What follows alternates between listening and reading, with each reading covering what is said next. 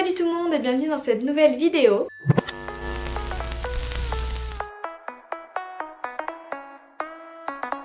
Alors aujourd'hui on se retrouve pour parler de tous les achats utiles qui me servent au quotidien, tous les achats que je ne regrette absolument pas d'avoir achetés.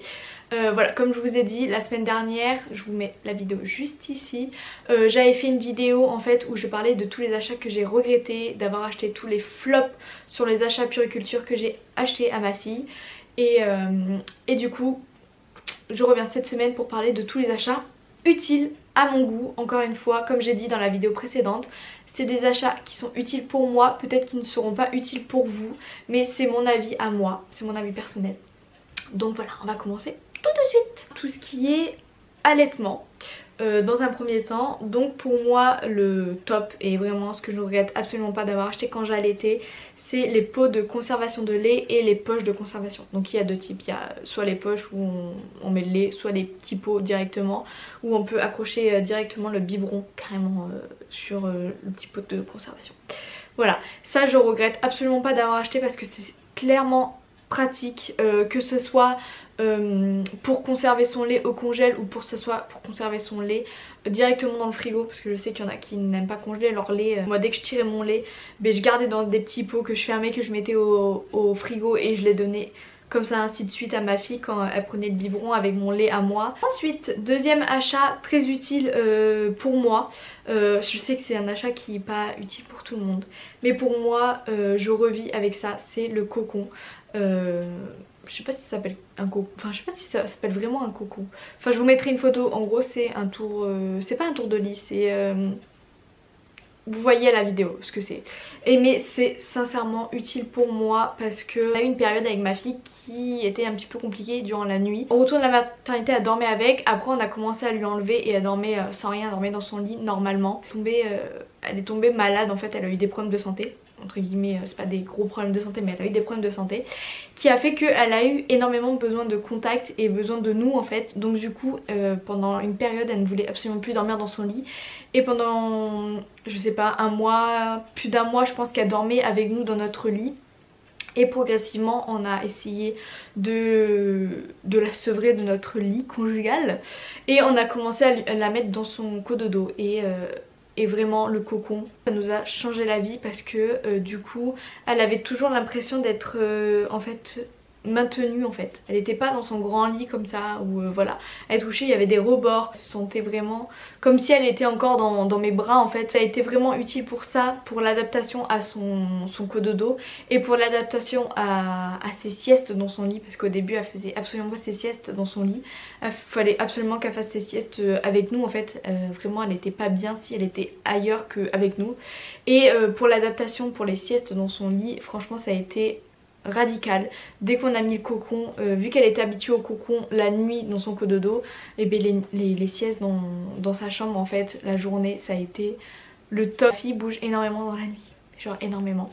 Elle se retourne, des fois tu la retrouves la tête en bas, les pieds en haut. Et le fait d'avoir un cocon en fait du coup ça la maintient dans sa place en fait et elle peut pas bouger, elle peut pas se retourner. Prochain achat utile qu'on a fait et que je ne regrette absolument pas, c'est la Nanny Car. Je crois que ça s'appelle comme ça. C'est une plaque qu'on pose sous le matelas de bébé et qui détecte la respiration. Et si jamais un jour le bébé ne respire plus, ça lance une alarme et ça sonne super fort sincèrement. Les avis sont vraiment mitigés sur ça. Contrairement à ce que certaines personnes disent, elle est très sensible et on n'a jamais eu de problème. Elle n'a jamais sonné quand bébé respirait encore. On n'a jamais eu de problème, on la met tous les soirs dans son cododo. Attention si vous avez un cododo vraiment qui est collé à votre matelas, ça ne servira à rien parce que vos mouvements à vous va faire bouger la plaque, donc ça ne servira à rien. Mais nous notre cododo il est écarté en fait de notre lit, donc du coup ça détecte vraiment que sa respiration à elle. Des fois on oublie de la couper et ça sonne et ça marche très très bien. C'est vraiment pour moi un indispensable à avoir pour les mamans qui sont stressées de la life. Voilà, vous commencez à me connaître, je suis une angoissée de la vie et j'ai tellement peur qu'il se passe quelque chose. C'est vraiment hyper rassurant en fait de savoir que j'ai cette plaque et que si jamais il y a un problème, et ben je suis là et que je suis prévenue. Ensuite pour moi un indispensable à avoir également c'est une attache tétine. Même mon copain m'a dit même d'avoir plusieurs attaches tétines, c'est hyper important d'en avoir parce qu'en fait ma fille, moi, elle est tout le temps en train de cracher sa sucette. En fait ça l'amuse parce qu'elle crache la sucette et elle voit que du coup ben, on va la laver, on va la chercher, nanana. Du coup ça l'amuse. Donc du coup avec l'attache tétine on n'a plus de soucis, on lui attache la tétine et elle la crache quand elle veut. Et du coup elle tombe pas par terre, on n'est pas obligé de la laver 50 fois dans la journée quoi. C'est pas le truc indispensable à avoir mais c'est vraiment utile et ça change la vie quoi. Prochain achat c'est l'égouttoir à biberon. Franchement il n'y a rien de mieux que l'égouttoir à biberon, non mais sincèrement, quelle invention ça. C'est bidon hein, franchement même vous pouvez vous le faire vous-même hein, si vous voulez, si vous voulez pas investir là-dedans. Mais en soi c'est pas très cher et encore une fois sur Vinted des fois il y en a qui le vendent à 1 euro. On pense pas souvent à Vinted mais vraiment les achats comme ça, pourquoi se prendre la tête? Moi je les achète sur Vinted, des trucs comme ça et ça coûte pas cher du tout quoi. Moi même quand j'allaitais je l'utilisais pour les laits où je conservais les pots où je conservais mon lait, pour les bouts de sein, pour les trucs comme ça. Ensuite le mobile musical, alors oui et non, c'est un indispensable pour moi mais pas au-dessus de son lit.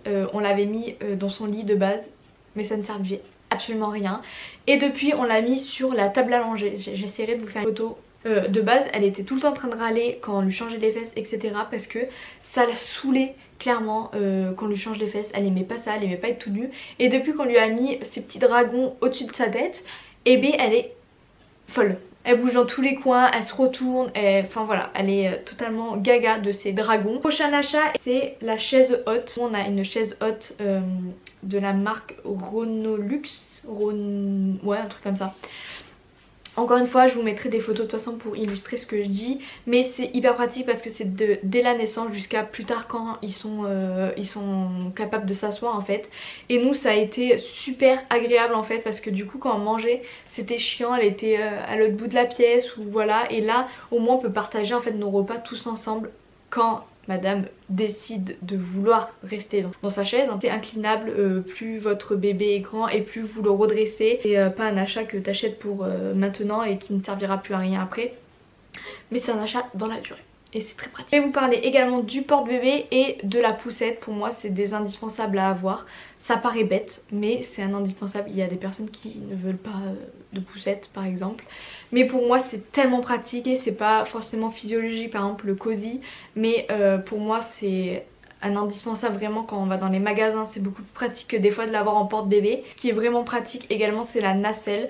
Je sais qu'il y a beaucoup de personnes qui ont des avis mitigés en fait sur la nacelle et qui ne savent pas si oui ou non il faut prendre une nacelle.